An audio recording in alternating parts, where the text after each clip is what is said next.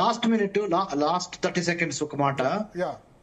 మన మామిడి గిరిధర్ సార్ చెప్పినట్టుగా తర్వాత పుల్లారావు సార్ చెప్పిన దాన్ని నేను ఒక చిన్న నా డిఫరెంట్ నేరేటివ్ లో చెప్తున్నాను.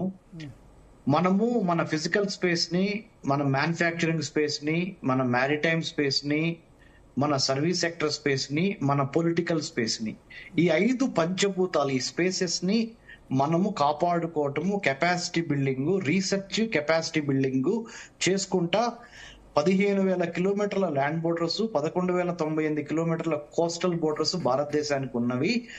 నేషనల్ సెక్యూరిటీ కాన్షియస్ ని పెంచుకుంటా defence and security strategic studies మీద ఎక్కువ మన యువతను కూడా మమైకం చేస్తా ఆ సేతు హిమాచలాన్ని మనము ముందులోకి తీసుకెళ్తా భారత్ BHARAT 2047 నా ఉద్దేశంలో భారత్ అంటే BHARAT build a harmonious but audacious Raj to advance India's trade, India's talent, India's technology, India's tourism, and to decimate terrorism is what Bharat stands for to achieve by 2047 Viksit Bharat.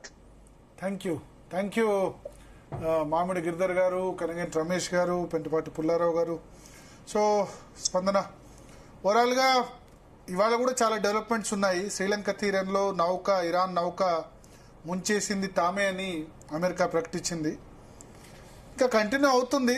ట్రంపే 4 రోజులు అని చెప్పారు, యుద్ధం 4 రోజులు అవుతుంది, అంత తొందర ఈజీ కాదని చెప్పి. ఇరాన్ అంత ఈజీగా సరెండర్ అయ్యే పరిస్థితి కూడా కనిపించట్లేదు.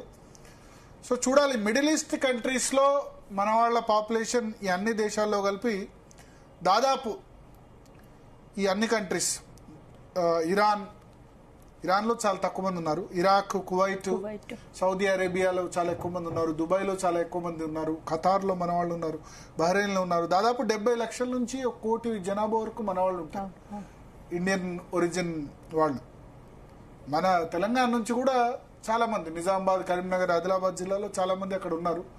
ఆంధ్రప్రదేశ్లో, కువైట్లో చాలా ఎక్కువ మంది ఉంటారు. సో వాళ్ళ సేఫ్టీ సెక్యూరిటీ దృష్ట్యా మనం మౌనంగా ఉంది భారతదేశం ఈ విషయంలో. ఇక్కడ ఇరాన్ కూడా మనకు ఫ్రెండ్లీ కంట్రీ.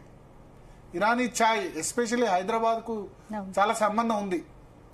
చాలా మంది ఇరాన్ నుంచి ఇక్కడ వలస వచ్చి హైదరాబాద్లో 400-500 సంవత్సరాలుగా ఉంటున్న వాళ్ళు. సో అటు అమెరికా కూడా మిత్రదేశం, అమెరికాను కూడా కాదని పరిస్థితి. ఇజ్రాయెల్ కూడా మంచి పార్ట్నరే. ఇన్ఫ్యాక్ట్ నరేంద్ర మోడీ వచ్చి ఆయన ఎప్పుడైతే ఇజ్రాయెల్ని బయటికి వచ్చారో, ఇజ్రాయెల్ 2 days టూర్ వెళ్ళారు, ఇజ్రాయెల్ పార్లమెంట్లో ప్రసంగం చేశారు, వచ్చిన నెక్స్ట్ డే నుంచే అటాక్ స్టార్ట్ అయిపోయింది. సో ఇది కోఇన్సిడెన్సా లేకపోతే ఏందా అన్నది తెలియదు. కానీ ఇక్కడ మనం తటస్థంగానే ఉన్నాం. అంటే ఒక దేశాధ్యక్షుడిని చంపిన తర్వాత కూడా మన వాళ్ళు మాట్లాడలేదు అన్న విమర్శలు అయితే ఖచ్చితంగా వచ్చాయి. సో మొత్తానికి అక్కడ ఇప్పుడు మనం చూసుకోవాల్సింది మిడిల్ ఈస్ట్లో మన భారతదేశ పౌరుల సేఫ్టీ. ఎందుకంటే చైనా కొద్దిసేపటి క్రితం అనౌన్స్ చేసింది ఇరాన్లో ఉన్న తమ వాళ్ళని. ఎందుకంటే ఇరాను, చైనా చాలా మిత్ర దేశాలు, మనకంటే చాలా మంచి సంబంధాలు ఉన్నాయి.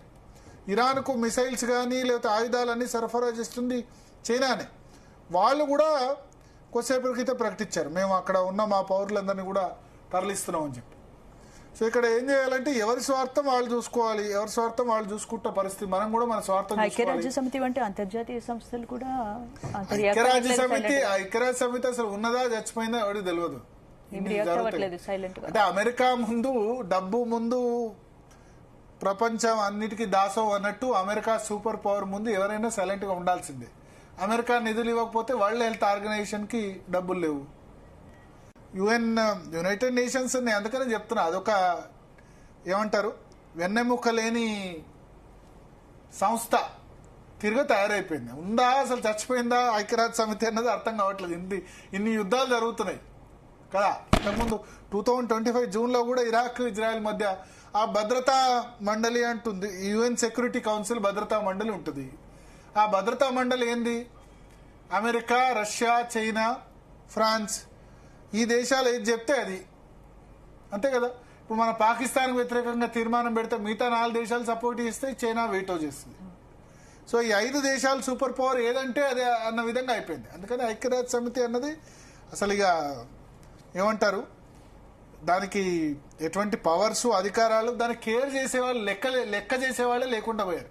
మనం సోషల్ పాఠాల్లో చదువుకోవడం తప్ప ఐక్యరాజ్య సమితి గురించి ఐక్యరాజ్య సమితి, యుఎన్, యునైటెడ్ నేషన్స్ ఆర్గనైజేషన్ అని చదువుకోవడం తప్ప దానిలో వచ్చేదేం లేదు, పోయేదేం లేదు. ప్రతి సంవత్సరం సెప్టెంబర్లో దేశాధినేతలు పోయి స్పీచెస్ ఇస్తారు, ఐక్యరాజ్య సమితిలో ఫుల్ స్పీచెస్ దంతారు, చేసేది చేస్తారు, అంతే కదా.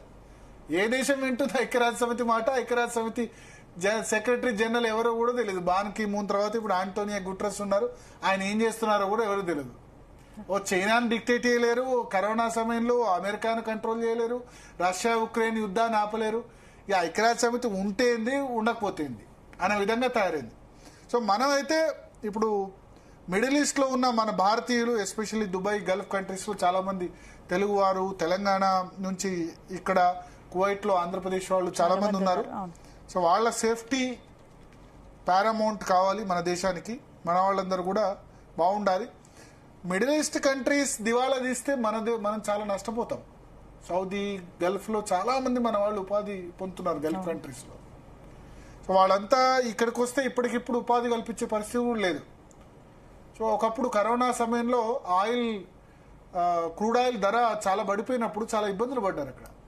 సో అక్కడ మిడిల్ ఈస్ట్ కంట్రీస్ కొంత బాగుంటేనే, వాటి ఎకానమీ, ఆర్థిక పరిస్థితి బాగుంటేనే మన వాళ్ళు కూడా బాగుంటారు. ఎస్పెషల్లీ కేరళ నుంచి మలయాళీస్ చాలామంది ఉంటారు, తెలంగాణ నుంచి, ఆంధ్రప్రదేశ్ నుంచి చాలామంది ఉంటారు.